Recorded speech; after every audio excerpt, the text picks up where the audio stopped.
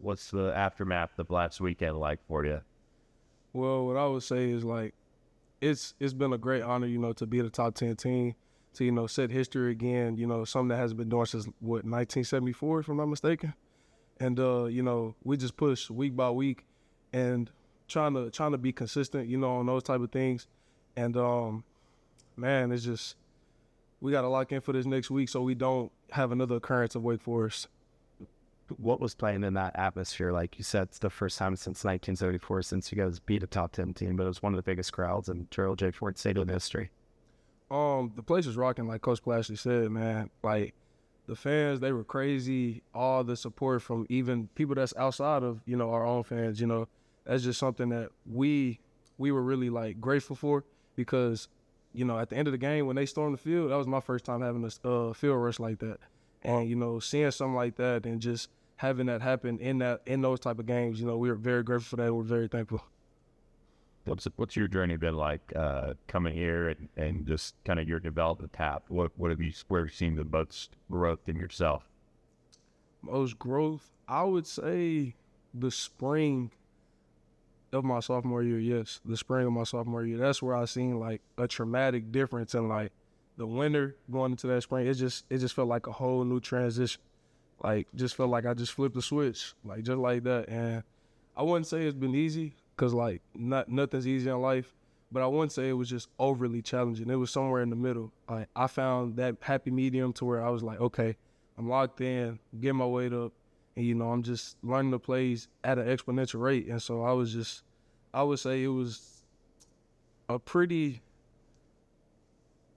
how do I say it? Not difficult, but sort of challenging journey. When you look ahead to Boston College, they've played two quarterbacks really throughout the season. Sounds like Grayson James is going to start, but what's that process like of preparing for probably two quarterbacks?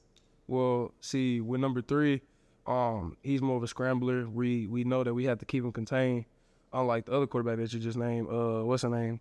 Grayson James. Yeah, he's more of a pocket passer, but he can run. So like we do know the game plan on which quarterback is in, like if he's a scrambler or if he's a pocket passer, but still can run at the same time. So I wouldn't say anything changes. I would just say we know our personnel.